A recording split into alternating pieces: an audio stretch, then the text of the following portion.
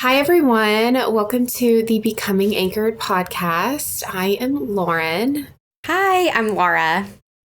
And we're two therapists in the Nashville area. We're in Brentwood. And we have decided to start a podcast to create a place of community for you all to come and talk about all things mental health, therapy, and how that relates to our real lives. And so, like I said, we are two licensed therapists located in the Brentwood area. We are in a group private practice with 8 other gals. We work closely together, and we work from anything from anxiety, depression, life transition, eating disorders, grief and loss, and then anything and everything in between. We see all ages through the lifespan, men and women, and we love what we do. And we're so excited as well to find this new way to connect with you guys.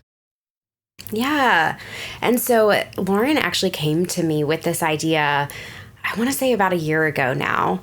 And yeah, we both have little ones at home, and so this is finally coming to fruition. And the purpose of this podcast is twofold. First and foremost, we want to be relatable, and so we want to share our lived experiences managing our own mental health and being in relationship with ourselves and others.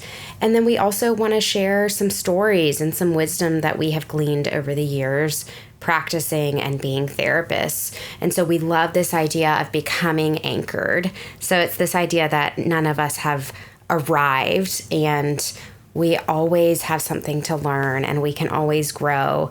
And we also love this idea of being anchored in hope. So this idea that we can always find something that points us towards hope.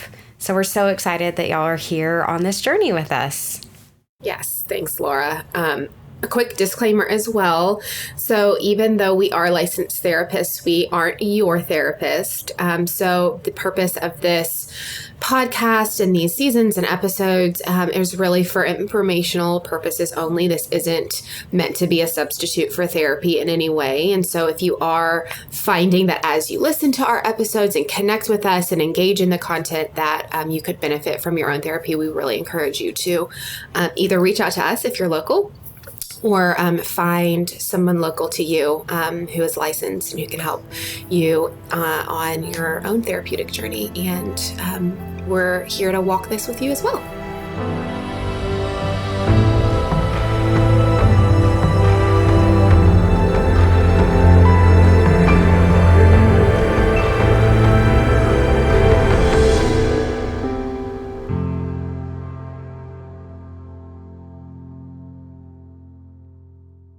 So here we go. This is our first episode, and we thought it might be helpful to talk about navigating depression, especially during the winter months.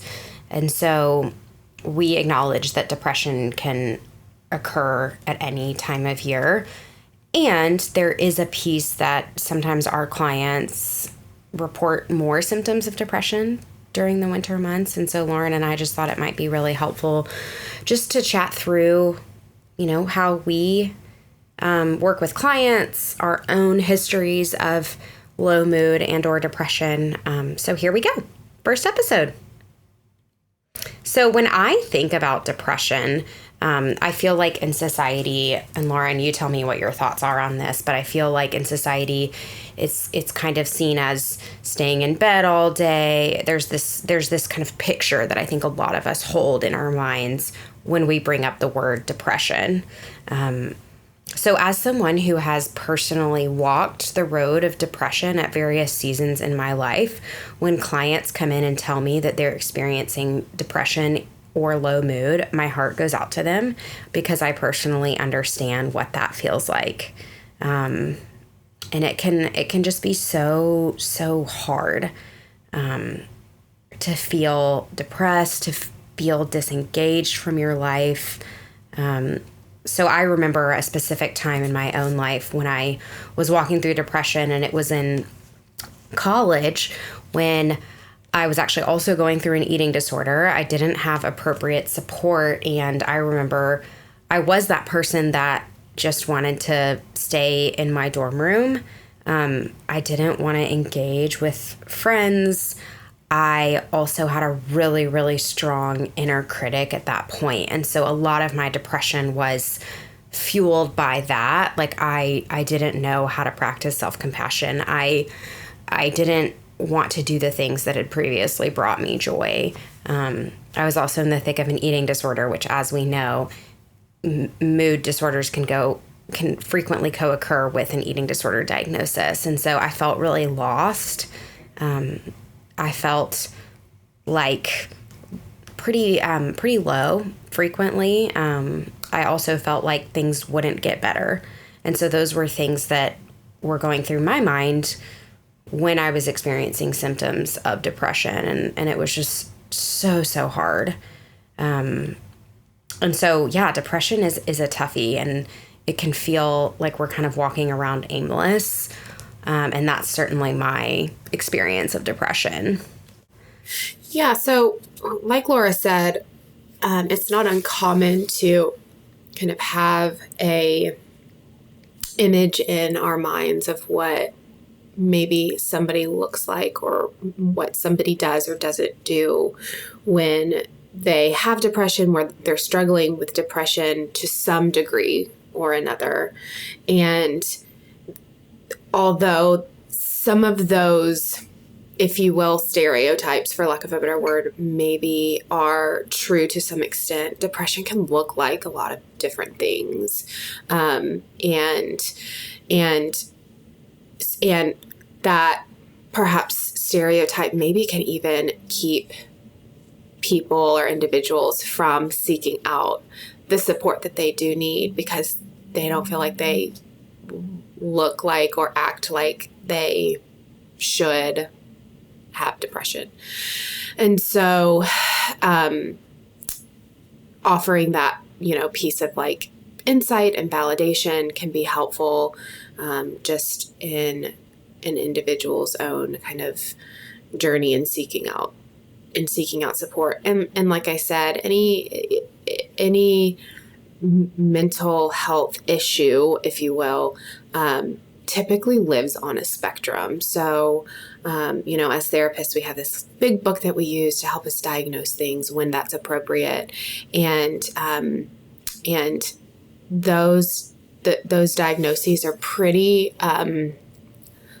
limited in the people that they reach, and the real lived struggles that individuals have, even if somebody doesn't maybe meet criteria for something. And so that's a helpful resource for us as therapists, and it's important for us to acknowledge in our own personal lives and in the lives of all of our clients that these symptoms and these struggles, particularly depression, don't show up black and white.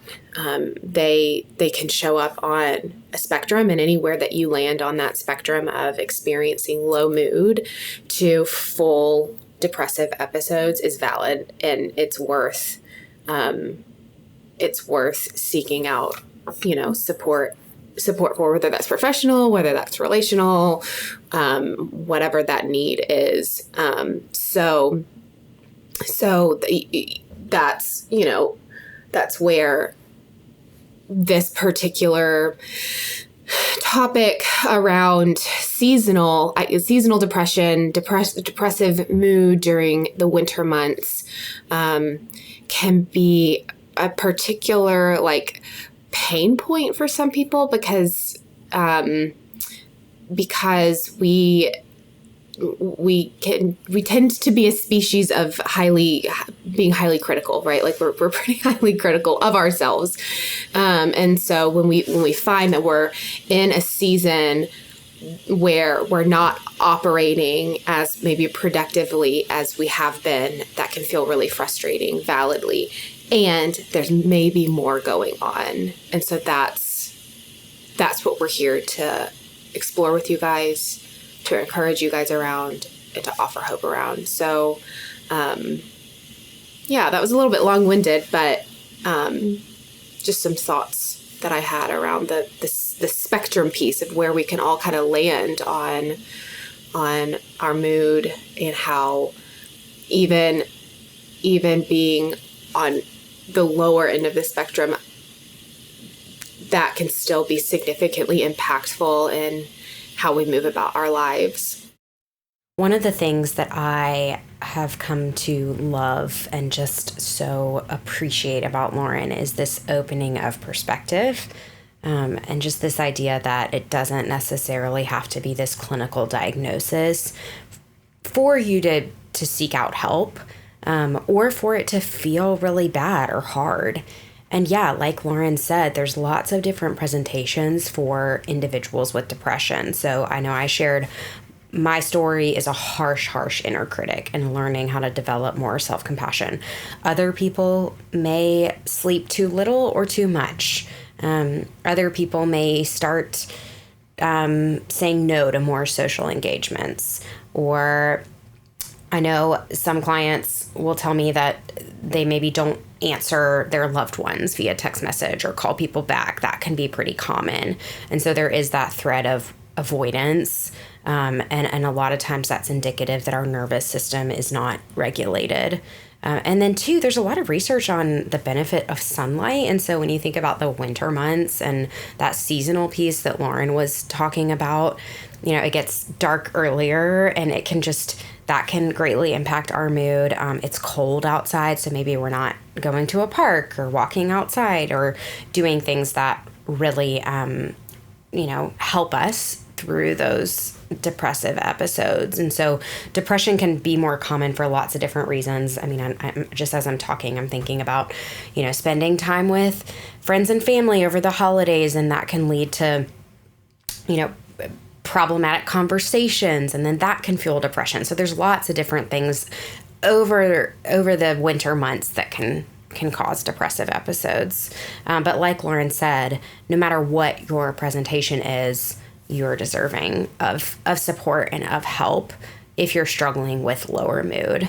So one thing that we wanted to talk about today was how we can get support and what things actually support us in working through depression. So I don't currently identify as having depression right now in this season of life, but there are times when I wake up and I feel lower mood.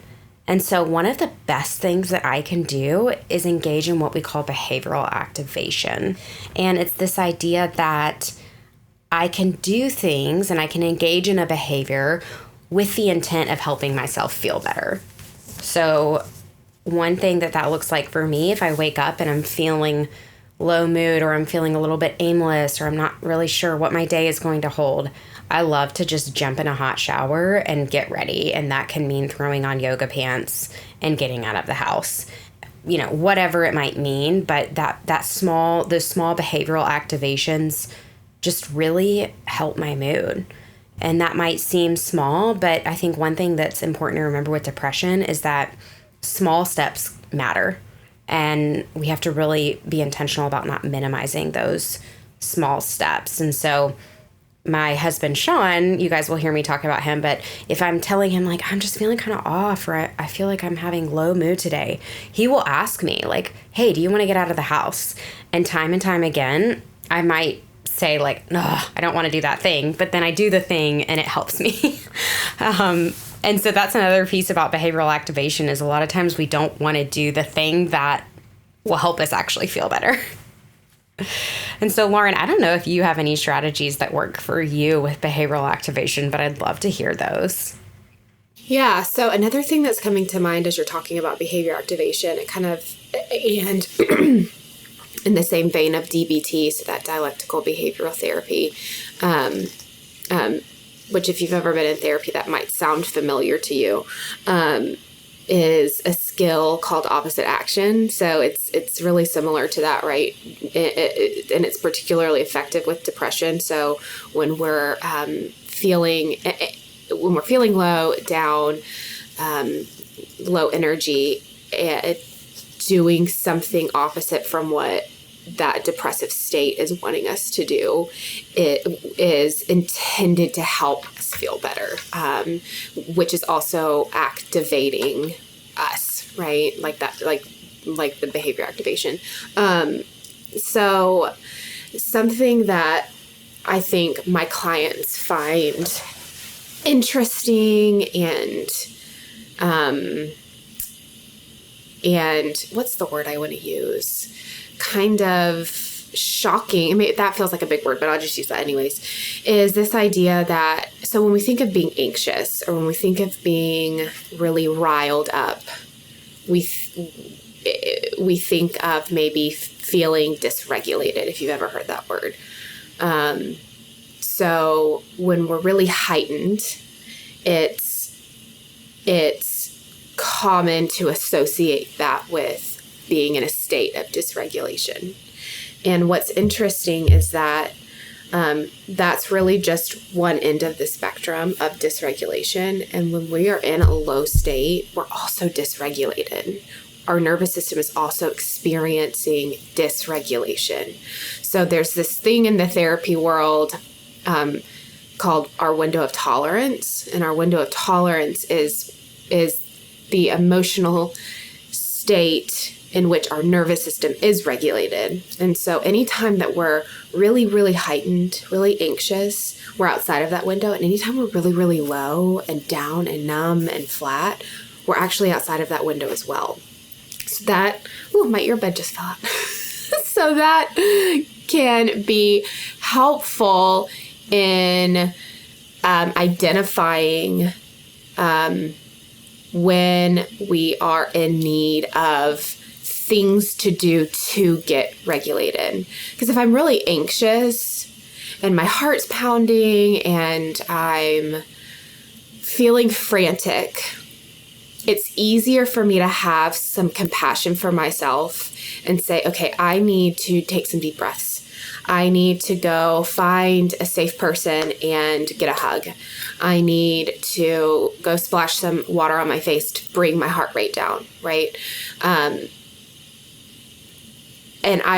And my encouragement is around noticing how when we're in a low state that we also have a need to regulate. And so that looks different, right, than when I'm trying to bring my nervous system down. So if we think the opposite, when we're low, we're actually trying to bring ourselves back up, which is that behavior activation piece. We're trying to reactivate our nervous system. And so if you think about it in that way, things like, hopping in a hot shower, changing your environment. So if you're inside, going outside, that helps me a lot. If I'm feeling just down and maybe irritable and I don't know, lonely and whatever, just changing my environment is really helpful. I'm trying to think of some other kind of practical things that I do when I'm having a day that feels harder, where I feel less motivation and I'm feeling, maybe more emotionally tired. I really love, obviously the weather right now is a little bit yucky, but going on a walk outside, talking to a friend, so like connecting with a friend. Depression tends to be kind of isolating, and so activating relational engagement can be really helpful and really important. What else? I mean, so my son at home, for his birthday, his grandparents got him a little mini trampoline, and has like a handle on it, and it like sings, and you can play all these games or whatever. So getting creative with like things that you have access to. So getting on that and just like jumping around, like playing with my son, right? That's just a fun, easy, silly way to like re-engage in the present moment. So really anytime we're regulating, we're trying to re-engage with the present moment and our bodies essentially.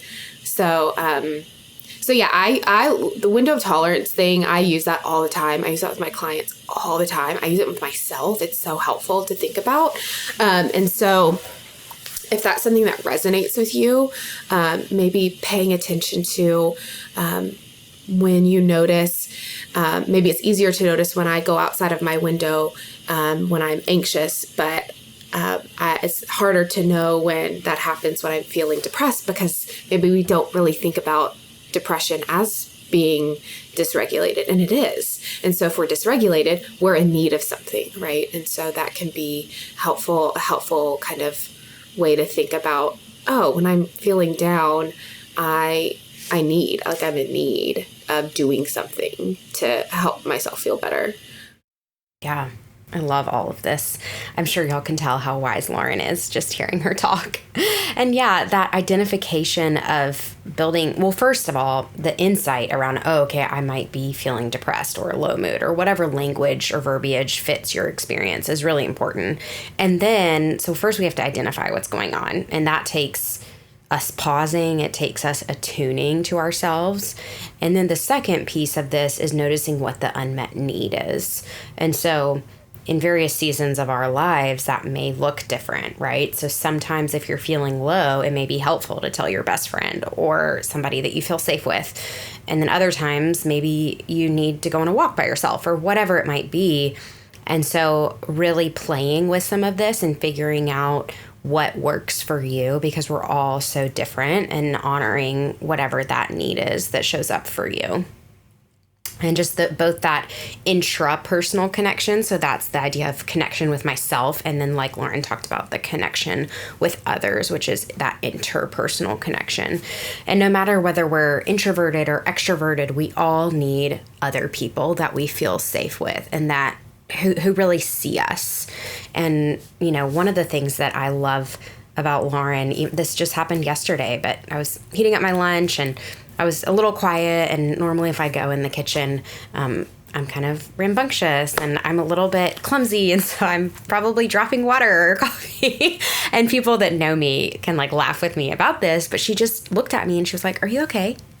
And I wasn't necessarily depressed yesterday, but something had happened and I was feeling a little bit low. And so people that know us well and see us in those moments of low mood, just feeling seen was what I needed in that moment. And then, you know, I was able to talk through it a little bit with her, and then I felt better. And so I'm not trying to trivialize or minimize your depression if you are going through significant depression right now. And we also want to be careful not to discount the small moments of connection with ourselves or others. And those add up over time, and then help us, like Lauren talked about, get back in our window of tolerance. And so we hope these ideas were helpful for y'all. If you are struggling with depression, we see you and we're with you, and we know that there is not a quick fix. And we know that people can really, really struggle, and it can feel like an uphill battle. And so we're with you guys through that. We wanted to offer, you know, an affirmation for you. So just this idea of something to take with you. So definitely look into the concept of both behavioral activation and opposite action. And then one thing that I love to think about when I'm feeling low mood is just this idea that even in the middle of low mood episodes or moments, I am capable of experiencing joy, or maybe I'm capable of finding pockets of joy. So like Lauren talked about, if she's experiencing low mood, going and playing on the trampoline with her son, that is a pocket of joy. And I just love this idea that even through moments of low mood, we're capable of experiencing joy. And you can interchange that word with joy or gratitude or peace or hope or whatever feels true for you in that moment. Yeah, that's not to invalidate or try and make your sadness or loneliness or whatever it is go away. It's to empower you to take action. It's to help is to help give you a sense of empowerment that you have some kind of control over what is happening in your space. And typically when we're feeling depressed, we don't yet know exactly what the core emotions are that are going on. And so when we can identify, oh, I am sad, I am lonely, then we can take action. We do know what we need. And so that really is to empower and to encourage, not to say your depression should be just feel joy instead of the depression that you have. It's this idea of like dialectical thinking, and we can talk about that in another episode, but holding both, right? And that flexibility for holding both. So yeah, certainly not to invalidate any struggles, but more so just to empower, like Lauren said. So your homework for this episode, look into those things that we talked about, and then also just be kind and gentle with yourself, practice some affirmations, and then maybe build some insight around maybe what behaviors contribute to depression, and then what behaviors help you, lift some of those symptoms of depression. We love to give homework as therapists, and so we wanted that to be a part of this podcast as well. So really practical takeaways. And so, yeah, your homework is just to look into and maybe spend some time journaling or put it in the notes section on your phone and think through what helps you when you're feeling low and maybe what is hurting you. So we're so excited for you guys to be on this journey with us. Thanks for joining us today. Thanks, guys.